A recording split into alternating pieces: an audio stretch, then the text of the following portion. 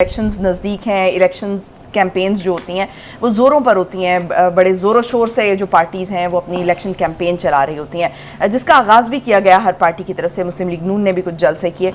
ऐसे वक्त में जलसे मनसूख करने का या वर्कर्स कन्वेंशन मनसूख करने का ये फैसला, क्या वजूहात हैं इसकी? देखिए, मेरे ख्याल से इस सूरत हाल का भी आपको एक ओवरऑल जायज़ा लेना पड़ेगा। अगर आप थोड़ा सा पलट के देखें तो दो तरह की सियासत जो है वो पाकिस्तान मुस्लिम लीग नून ने की है। एक वो सियासत है जब नवाज शरीफ साहब मुल्क में नहीं होते थे, जब पहली दफ़ा वो जलावतनी में थे, और अब जब वो 4 साल से गए हुए हैं। और एक वो सियासत है जब वो यहाँ होते थे तब। इस दोनों में क्वालिटेटिव फ़र्क है। दो लोगों को मौका मिला कि वो नवाज शरीफ की इस कमी को पूरा कर सकें, एक शहबाज शरीफ साहब को और दूसरा मरीम नवाज़ को। दोनों ही इसमें नाकाम हुए हैं, कोई दो राय इसके बारे में नहीं, किसी रॉकेट साइंस की ज़रूरत नहीं है समझने के लिए। एक तीसरा बंदा भी है जो नाकाम हुआ, जो प्राइम मिनिस्टर रहा 1.5 साल तक, उसका नाम खाका नवासी है, जिसको आज इस पार्टी में कीड़े ही कीड़े नज़र आते हैं, उन जिनको ये पार्लियामेंट जो है गलीज़ नज़र आती है, जिसका वो हिस्सा रहे हैं। तो सियासत नहीं संभाली जा सकी नवाज शरीफ की गैर मौजूदगी में। अब आप कहेंगे कि जी वो मौजूद तो थे लंदन में, वहाँ से हदायत भी जारी करते थे, तो ये याद रखें कि अवामी सतह की सियासत रिमोट कंट्रोल से नहीं चलती। You have to have your feet on the ground, ताकि लोग आपके साथ इर्द गिर्द रैली कर सकें।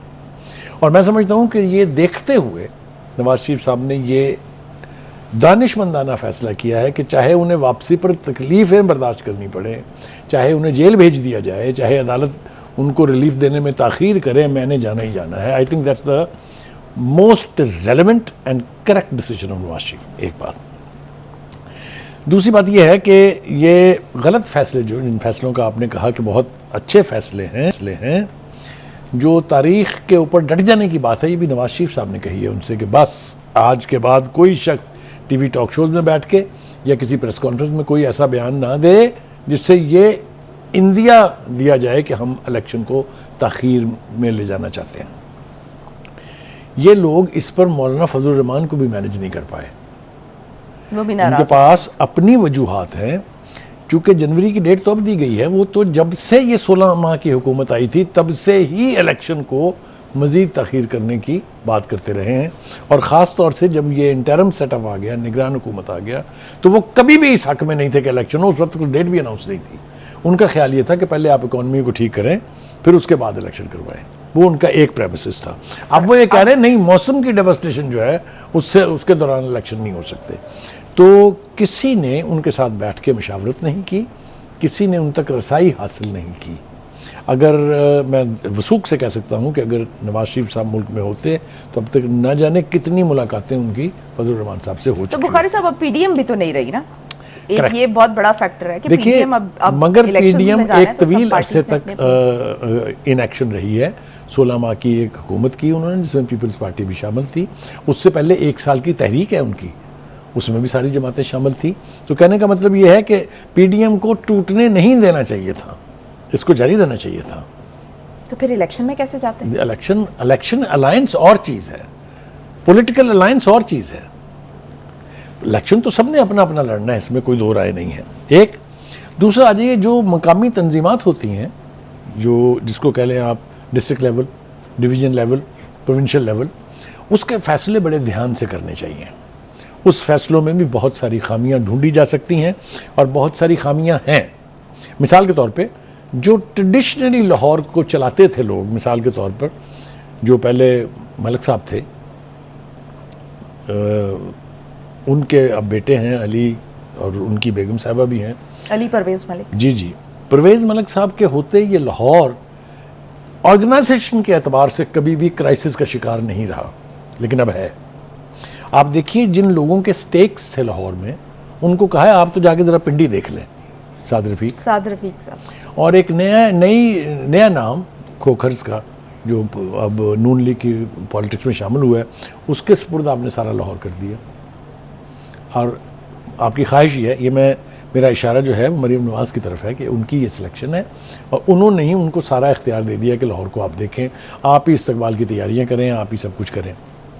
तो उनका तो जलसा भी कामयाब। मैं अभी आ रहा हूँ। जलसों के एतबार से शादरा का जलसा was disastrous because it was ill planned, और if I may say it was not planned at all, क्योंकि मुस्लिम लीग के लिए ये तवक्को करना कि वो एक गली नहीं भर सकती, ये तो अकल मानने के लिए तैयार नहीं, लेकिन ऐसा हुआ।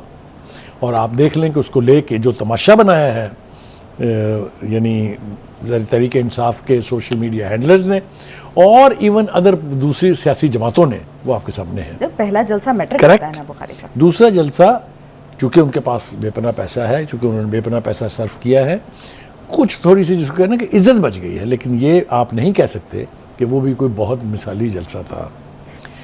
यकीनी तौर पे चूँकि हम हमेशा कहते रहे हैं और मैं ये बिलीव करता हूँ कि वोट बैंक जो है वो नवाज शरीफ का है, वर्कर्स जो हैं वो नवाज शरीफ के हैं, उनके लिए कोई नेमुल बदल जो है वो उसकी कोई औकात नहीं है, उसकी कोई हैसियत नहीं है। तो बुखारी साहब, चीफ ऑर्गेनाइज़र मरीम नवाज को बनाना भी तो नवाज शरीफ का फैसला था, और अगर अब उनके जो फैसले किए जा रहे हैं वो क्या नवाज शरीफ साहब से पूछे बगैर वो कर रही हैं जितने भी ये फैसले कर रही हैं? देखिए, जो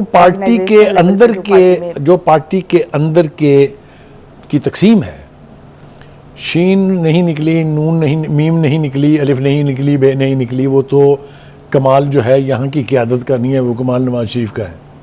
आज तक पिछले 17 साल में तमाम तर कोशिशों के बावजूद, एक मिलिट्री डिक्टेटर के 5 साल के बावजूद, बल्कि 8 साल के बावजूद, एक MNA MPA टूट के नहीं गया। कहाँ किस कदर ऊंच उखाड़ पछाड़ नहीं हुई आपके सामने है, लेकिन ये सारा कमाल नवाज शरीफ का है। तो इस तरह के फैसले जब आप करेंगे जो या तो वक्ती हों या पर्सनल पसंद या नापसंद पे किए गए हों, या लोगों की जो कमिटमेंट है पार्टी के साथ या जो कंट्रीब्यूशन है उसको आप नज़रअंदाज करेंगे, तो मैं इसके सिवा कुछ नहीं कह सकता कि आप ही अपनी अदाओं पे ज़रा गौर करें। हम अगर अर्ज़ करेंगे तो शिकायत होगी। तो बुखारी साहब, जो शाहिद खाकान अब्बासी वाला केस है, आप वो भी तो देखें कि अगर इस तरह के लोग जो कि पूरा एक हायरार्की होती है पार्टी की, ऊपर से नीचे तक आती है, तो क्या अगर एक पार्टी लीडरशिप फैसला कर रही है, उससे अगर एक जो क़यादत, आला क़यादत जिसके पास है, लीडरशिप है, तो वो अगर उससे डिनाई कर रहा है, उसके अगेंस्ट जा रहा है, उसी के पार्टी के फैसलों से अगेंस्ट जा रहा है, और अपने से आप कह लें कि यंग लोगों को बर्दाश्त नहीं कर रहा है, जैसे मरीम नवाज़ का जिक्र किया, फिर इवन शहबाज शरीफ का भी किया कि मैं उनको लीडर नहीं मानता, तो ये लीडर ना मानना भी तो एक्चुअली नवाज शरीफ को डिनाई करना ही है ना, उनकी लीडरशिप को।